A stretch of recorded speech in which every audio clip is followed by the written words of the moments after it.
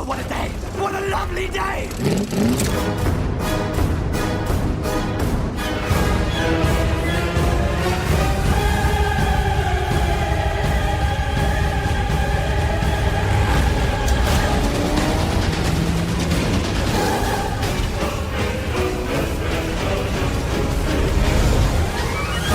Welcome to the Mad Max Minute Podcast, the daily podcast where we break down Mad Max 1 minute at a time. I'm Rick. And I'm Julia. And today we are talking about Minute 2 of Mad Max.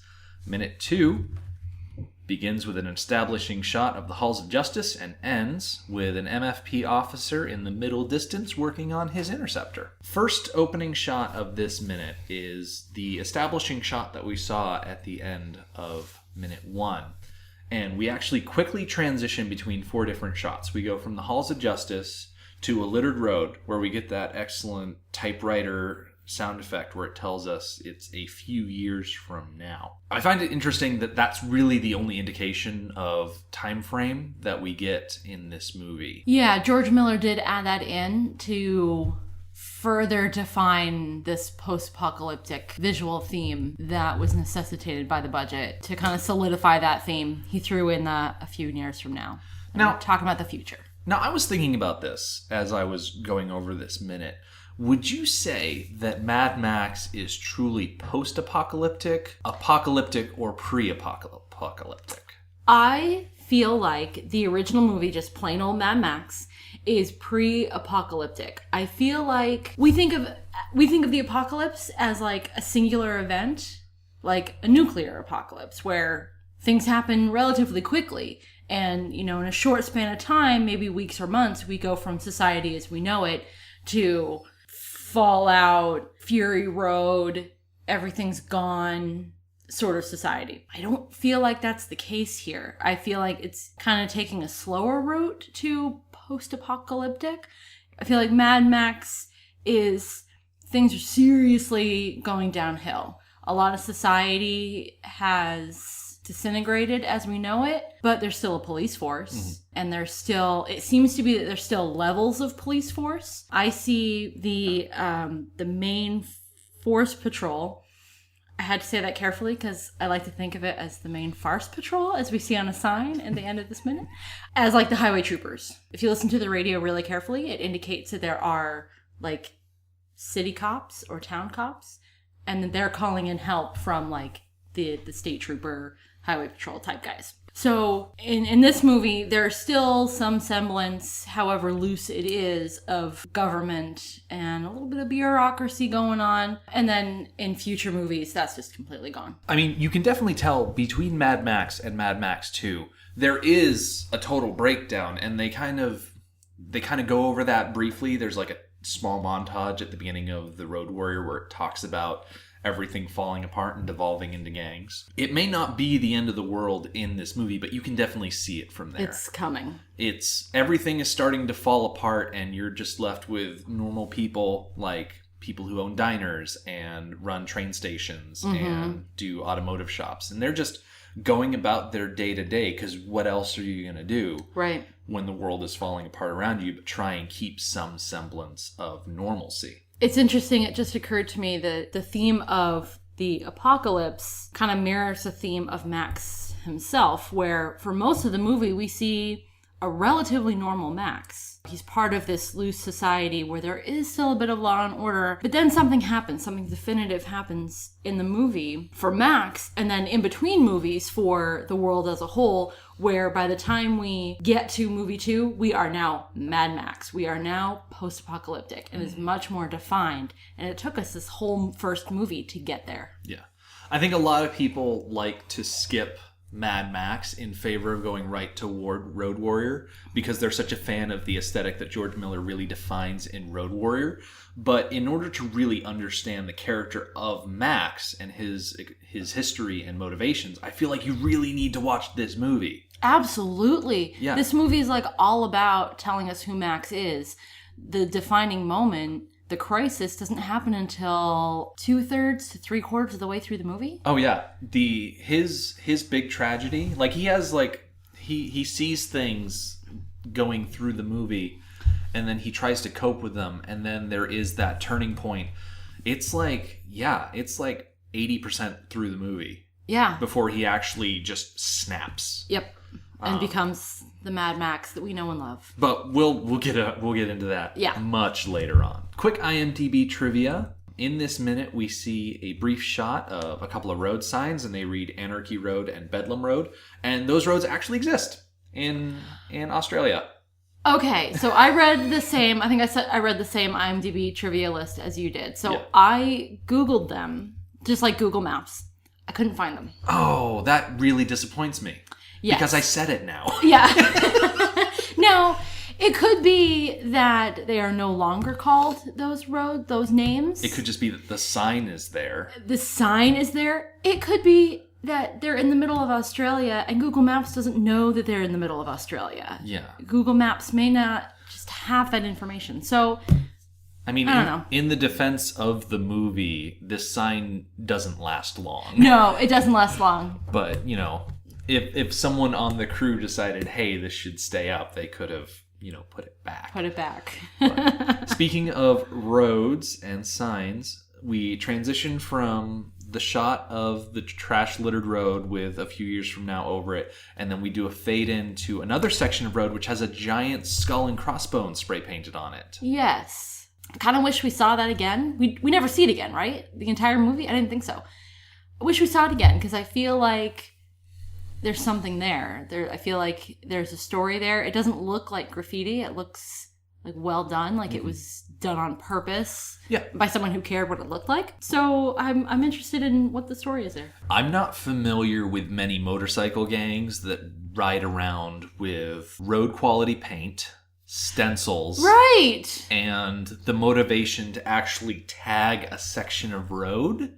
Because it looks like a territory thing. It does. It does. And hey, these are different gangs than, we see here in New England. Maybe they do run around with road quality paint and stencils. Okay, if this actually is a gang tag, I'm willing to bet it's not the toe cutter gang tag, because I don't feel like those guys could actually do that quality of work. They seem to live on a beach. So I would guess. We'll definitely get to that. Oh yeah.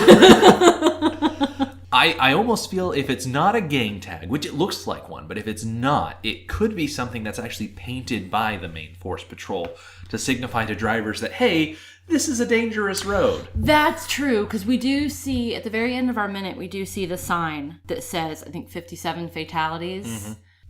Caution, patrolled by the Maine Force Patrol. Yeah, I love. Which I love. I love the cheeky vandalism. Anytime, I will not be a public figure who will stand up and advocate for the defacement of municipal signage.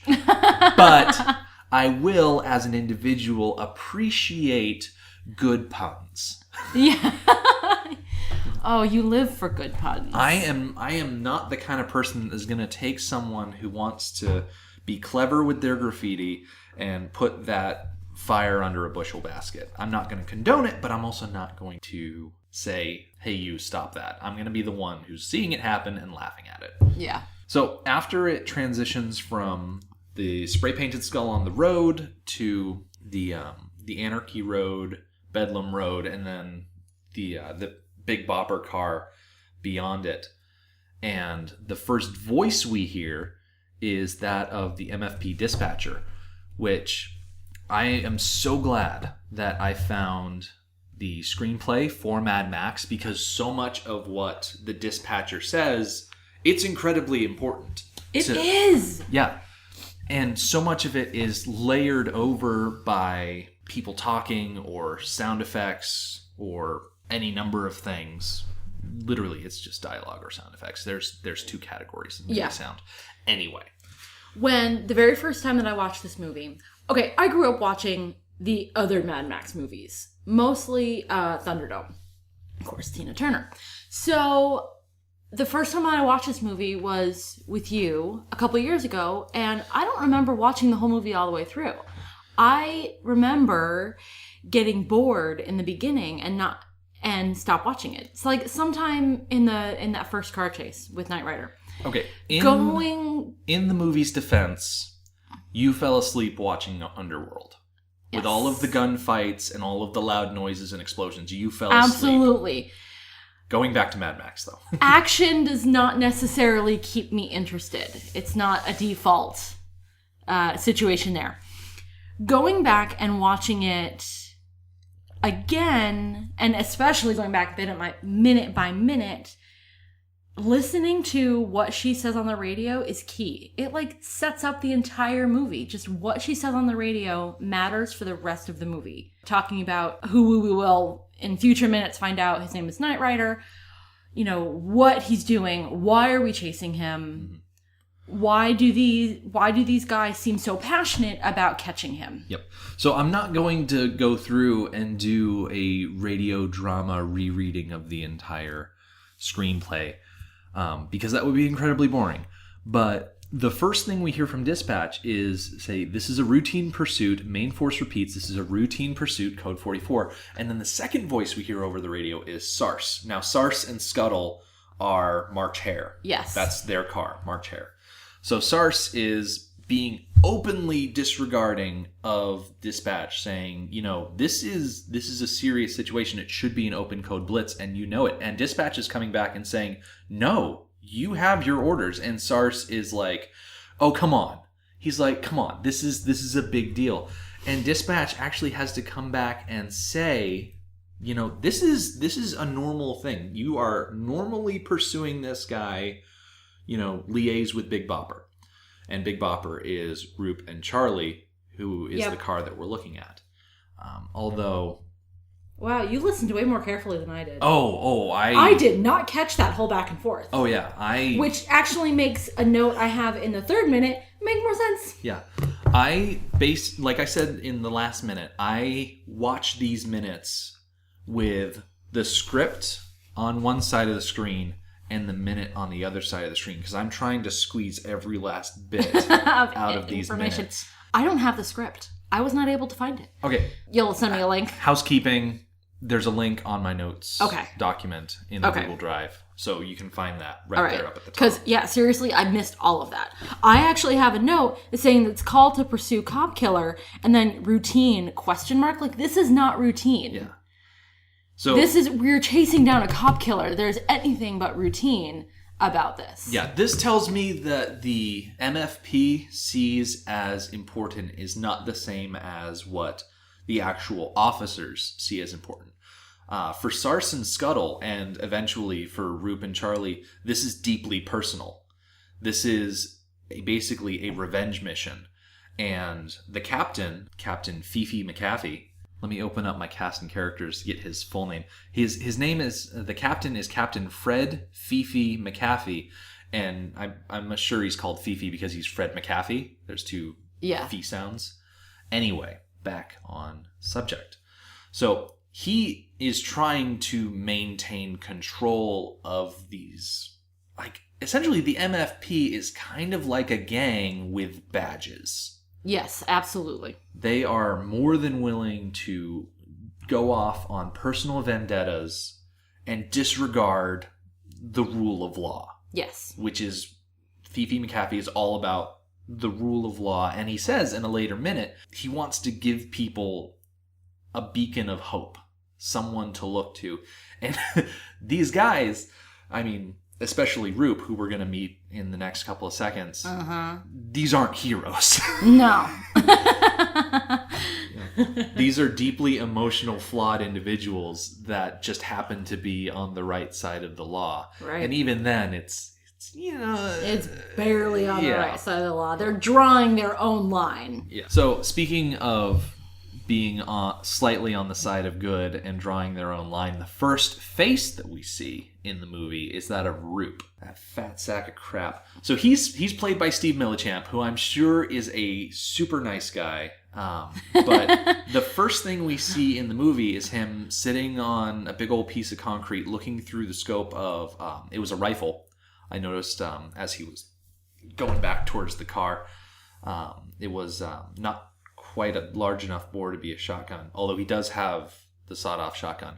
I'm on a tangent. Anyway, so the first thing we see him doing is looking down a scope at a couple of people having sex in a field. Now, unfortunately, for all of their nudity work, these people do not get credits in the final cast list. They are just an unnamed couple, which, if you're going to be naked in a independent movie, maybe you don't want everybody knowing who you are. Yeah. But yeah, he's the... he's our introduction to the MFP, and I think it's a rather poor representation. Yeah. He's not... Because he's so, like, gross. Yeah. And the way he sounds is like, oh, yeah, that's a good one. It's just so gross sounding. Yeah. And the way he laughs, it's just, oh. Yeah. Now, I think Charlie and Roop are a good mirror image. Not a mirror image. I said that wrong. Charlie and Roop are a good way to show that not all of the police officers are professional. Because Charlie's kind of whiny. Roop is lecherous. Meanwhile, you've got Sars and Scuttle in the other car who are like... Who seem like good cops. Yeah, these are like totally legit cops. Like they were... I mean, granted... Sars is the one that is basically saying, screw your rules, we're going after this guy. Yeah, which seems a little bit more real world.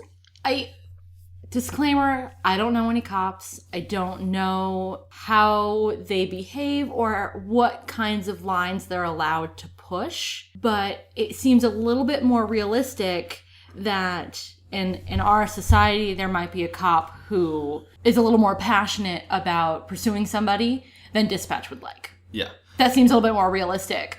And you do have the extra layer of Knight Rider killed a police officer in order to steal the car that he's currently driving at high speed down the highway. And so there's a lot of personal motivation to get rid of this guy, get him off the road and back into custody. March Hare gets on the radio. Sars calls Charlie. Charlie is taking a nap.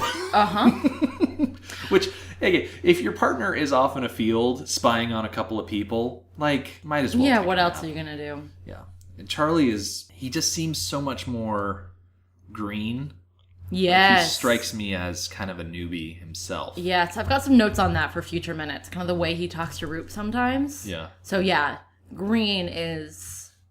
Yeah. Yeah, so Sars calls Charlie on the radio. He lets him know that they've got a cop killer, and Charlie almost like unbelieving. He says, "You're kidding!" And it's like they probably don't deal with cop killers all that much. This is probably not an ordinary day for them. I hope so. As Charlie calls for Roop and scares away the couple, and Roop does his creepy laugh thing that you were talking about, and heads back to the car. The dispatch is openly warning Sars that this is non-compliance and that Main Force Patrol will not tolerate such action. This is a standard Code 44. Please respond only to that code. Code 44 indicates no requirement for a blockade. A pursuit special has been stolen. And then we actually get the dispatcher's line is cut off at the end of this minute. The first part of the line is a pursuit special has been stolen. Then they directly mention Captain McAfee. Although, we're just going to call him Fifi, because it's a funnier name. Yes. Before they speed off, I think we get a good look at that sign that you were mentioning earlier. The Highway 9 Sector 26 that was vandalized to say Main Force Patrol. Yes. I took special interest to the fact that they had 57 deaths that year, and we don't know what month it is. Nope. Like... It could be January. It could be January. I mean, recently I found a little video that I shared with you on Facebook. It was a little video about Indonesia, which has 24,000 road deaths a year. And they're actually second to Libya. Now, I mean, Libya it's not a nice place to be anyway, so there's not a lot of people out, joyriding, I'm sure, in this political climate. But going back to Indonesia, 25 people were killed in the New Year holiday alone. Like, just that one little span of time, 25 people killed on the road. There's that old joke about how everything in Australia will kill you. And so I thought it might be fun to look at some of the deadliest roads and highways in the world. And as far as ranking in the world is concerned, the first one on the list of things that I was looking at was Bruce Highway in Queensland, which is ranked They do a out of 10 ranking on gapyear.com is the one that I'm looking at. But they rank it a 4 out of 10 as far as deadliness. And it says specifically about this route in Queensland that in your average year, Bruce Highway accounts for 17% of the national highway deaths in Australia. Now, granted, the road is 1,500 kilometers long, but the main danger is illegal and dangerous overtaking, and I think animals also factor into that. But it's the kind of road where if you go to pass someone, you might not see in the distance someone coming the other way. And so that's where they run into a lot of trouble. It's interesting you say that because later on in the movie, I was noticing how fast they were driving and how, like, gentle hilly the road was, so that somebody could be a quarter to half mile in front of you and they would be in the valley of a hill. You can't see them. Mm-hmm. They could be oncoming and you're going, 75 miles an hour and you can't see them. So I was like worried for them that they were going to hit something. And they do. Yeah, and they do. Spoiler alert. But they go into this particular article on gapyear.com. It talks about the absolute most dangerous roads in the world are places like Nanga Parbat Pass in Pakistan and Death Road in Bolivia. And those are roads that are pretty much built into the side of mountains. Yeah. So you've got about the width of a car. Mm-hmm. And then on one side, you've got sheer cliff face going up. And on the other side, you've got sheer cliff face going down. So, of course, those would be the most dangerous roads. As far as roads in the United States are concerned, obviously the longer the road, the more deadly it's going to be, just because just odds of how they rank it. I'm looking at valuepenguin.com, the most dangerous roads in America, and the top 5 most dangerous roads, number 1 being State Road 99 in California. There are 62.3 fatal accidents per 100 miles. So they actually rank it by distance, where the longer you are, they break down those deaths by length. And the deadliest city along that route is actually Fresno. And they get, now it doesn't say what the chunk of time is, but it says deadliest city, Fresno, 34 fatal accidents.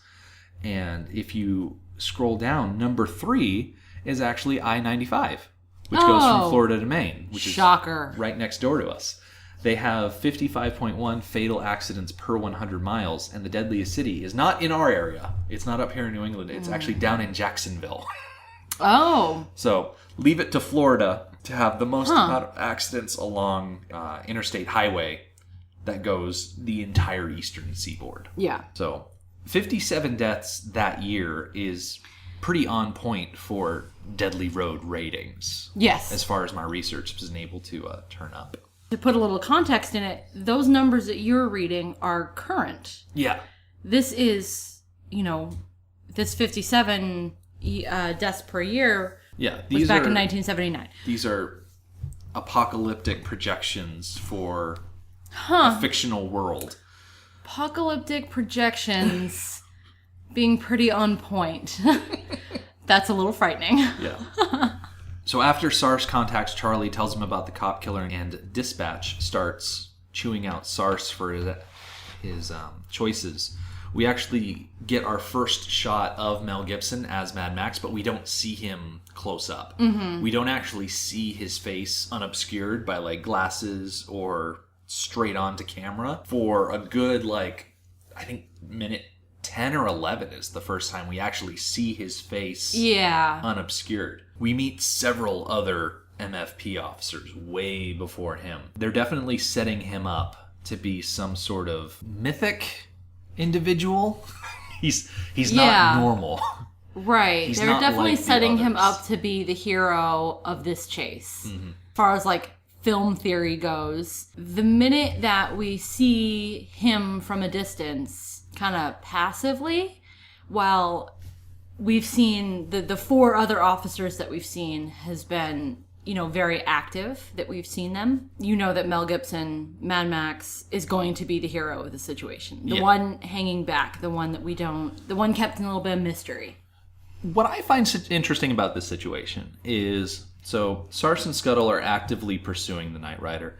Roop and Charlie are going to be joining the pursuit. Meanwhile, the two other officers that are going to be involved in this race, Goose and Max. Goose is in a diner. We're going to see him in a couple of minutes. And Max is on the side of the road working on his car. Like, his hood is up. He's actively mucking around with the engine. Uh-huh. It's not like he's posted up on the side of the road with his speed gun out, waiting for someone to speed by. He's like, if he saw the Knight Rider just speed by him, he would have to do a lot. Yeah. Close the hood, clean up all of the paraphernalia that he's got lying around. Yeah. He's not ready to go. No, and I think we'll get to talk about that a lot more in the next minute. Minute 3, we'll see more of that. But from the brief glimpse we get, he's not even, like, rushing to his car. He's just doing his thing, hanging out on the side of the road. Yeah. And he can hear everything on the radio that they're talking about. Yes. Like, he understands the severity of the situation, of what's going on, and he's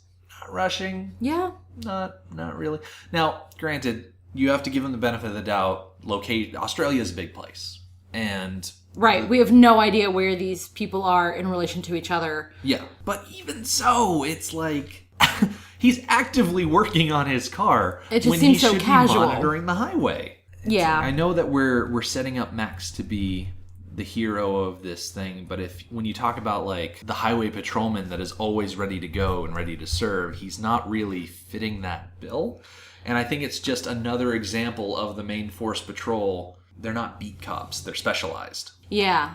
I think right now, seeing him not in a hurry, working on his car, it puts him more in the category of Roop and Charlie, who are lounging about and leching about, rather than Stars and Scuttle, who are in their car, doing their thing, ready to go when they're needed. And unfortunately, puts Max more in the first category than in the second category, which is a little bit disappointing, but at least he's not being a lech. Yeah, but when you think about 80s action movies, and I know it released in 1979, but to America, it's an 1980. 80s. Yeah, so it's an 80s action movie. That whole nonchalant and rather cavalier action hero, like, you start seeing a lot of those. Yes. He's kind of, you've got Snake Plissken in the Escape from New York series. You've got Kurt Russell in Big Trouble in Little China, which I know is later on in the decade.